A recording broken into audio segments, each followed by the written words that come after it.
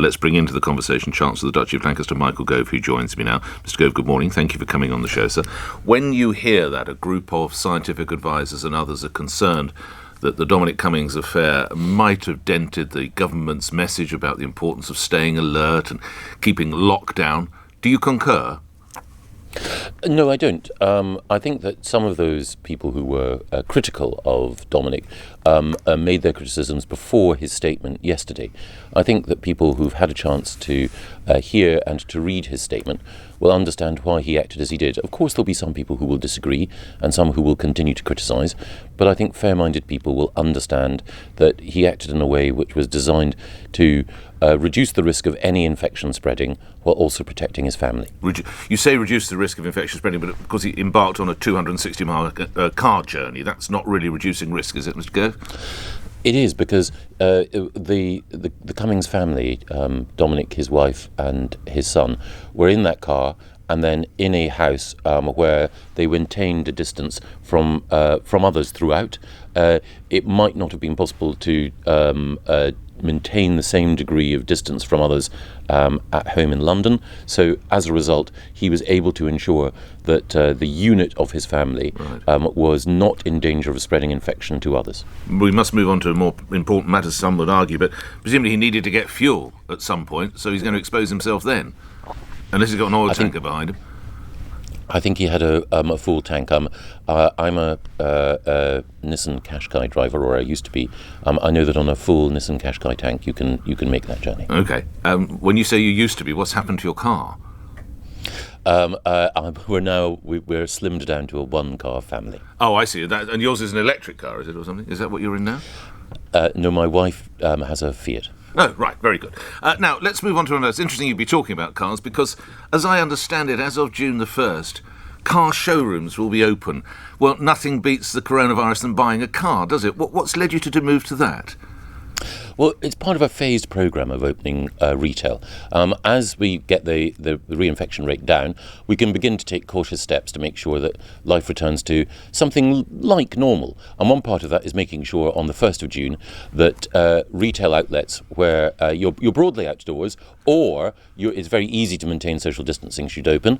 And so outdoor markets are going to be allowed from the 1st of June, car showrooms as well, and then all what's been deemed non-essential retail from the 15th. So it's a step-by-step approach. Right, but I still can't invite members of my family to my home.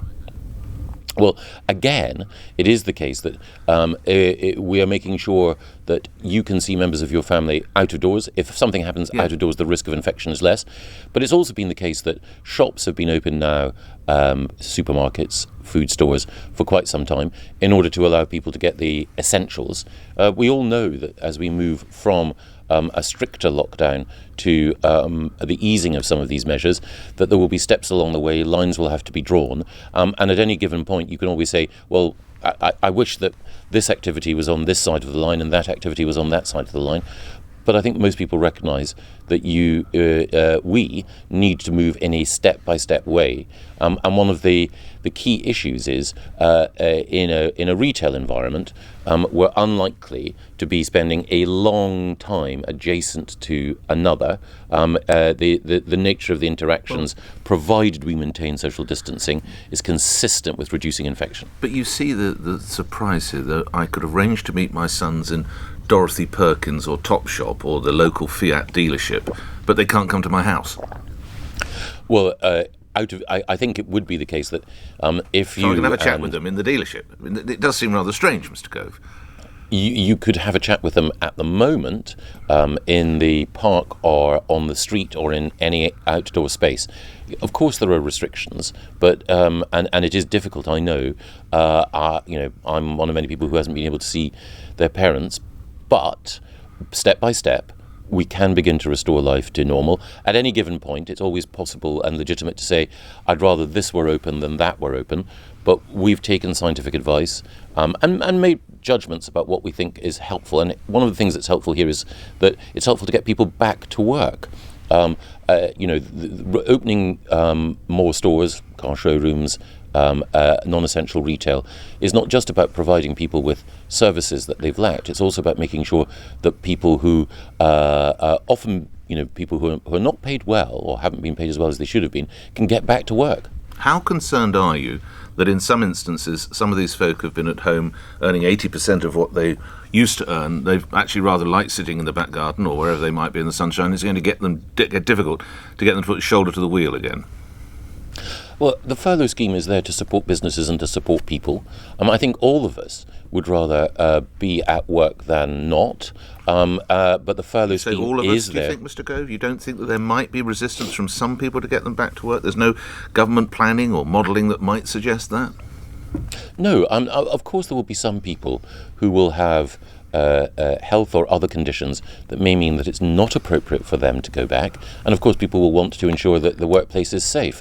But certainly, the overwhelming majority of us want to be at work, want to be contributing, want to be, leading purposeful lives. That's human nature.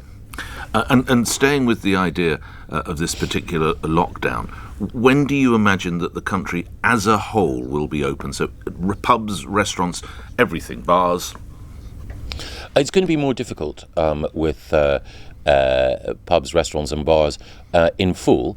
What I hope we may be able to see is people being able to have outdoor hospitality so that you can enjoy a drink in the garden of a pub. Or that you could eat outdoors in a cafe. But again, we need to maintain social distancing, and we're exploring how we can do that in a safe way.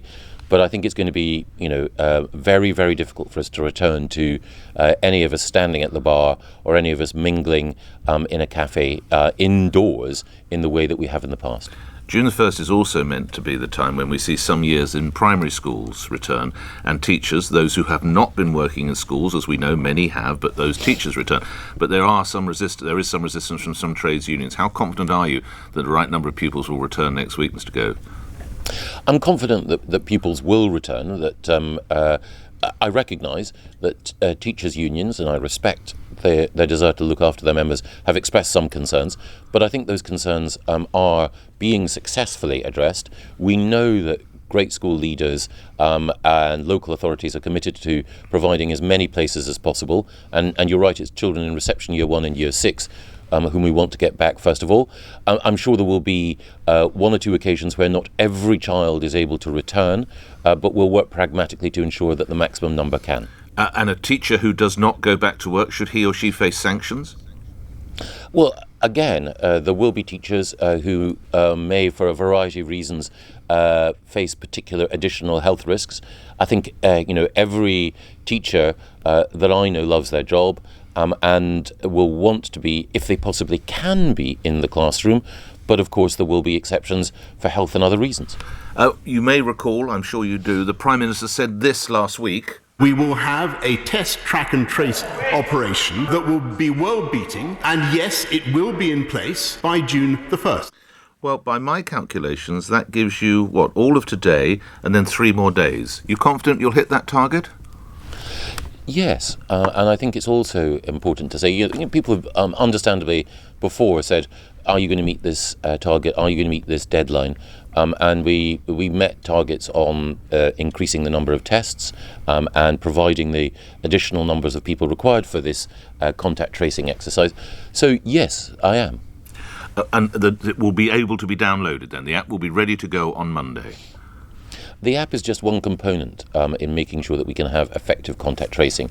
And in many of the countries that have had the most effective contact tracing, they haven't had an app, but it's a very, very valuable part of the system. And why did we not go for the type that was seen in Germany and South Korea and Singapore? We went for a different model, one that's been tried in India. Why didn't we go for a model that was well known and tried and trusted? Well, there are different technical criteria here, and the tech experts believe that this is the best model. I'm not a tech expert, but it certainly seems to me, on the basis of what I've been told, that this is a robust model. You're a former newspaper man. I'm sure you saw one of the Sunday newspapers this weekend. 4 pages, a fairly damning dossier on the inefficiencies and the incompetence at the heart of government in dealing with coronavirus. You are at the very heart of it. Did you recognise that? No, I didn't. I think that in due course, it's absolutely right that we look back and reflect on what went right and what didn't go right during our response. At the moment, we're concentrating on trying to make sure that we do the right thing every day, and that means, of course, looking at the evidence, adjusting as the scientific evidence adjusts, and making sure that what we do is in line with that. And, of course, things that didn't go right perhaps is the care home sector. Is it fair to suggest that that might be one area that needs review? I think there is a big question about how we look after and support people in social care. And I know that after the pandemic, the effect of the pandemic reduces, that all of us will want to make sure that we get the very, very best possible care for our elderly, and we do need to look at the system in the round. OK, just before I let you go, the range of a Land Rover Discovery, such as Mr Cummings drives, is around 524 miles, so it would not have been able to get to and from Durham. So he has had to get petrol somewhere, hasn't he, Mr Gove? I think he got petrol on the way back. Right, so then he would have risked infecting other people. No, because by the time he drove back, he was no longer infectious, and indeed medical advice had been given saying that he could return to work. Right. Would you go on a 60-mile round trip to test your eyesight? I have, on occasions in the past, driven with my wife in order to make sure that... what's the right way of putting it? I'm staggered. I don't know how you're going to get out of this one, but it's going to be fun. No. I think people who know me would know that I'm not an authority on driving, and that I'm not the best person in the world to ask detailed questions about driving. No, I merely asked you if you've ever been on a 60-mile round trip to test your eyesight, and you said you had. I mean, why not go to Specsavers?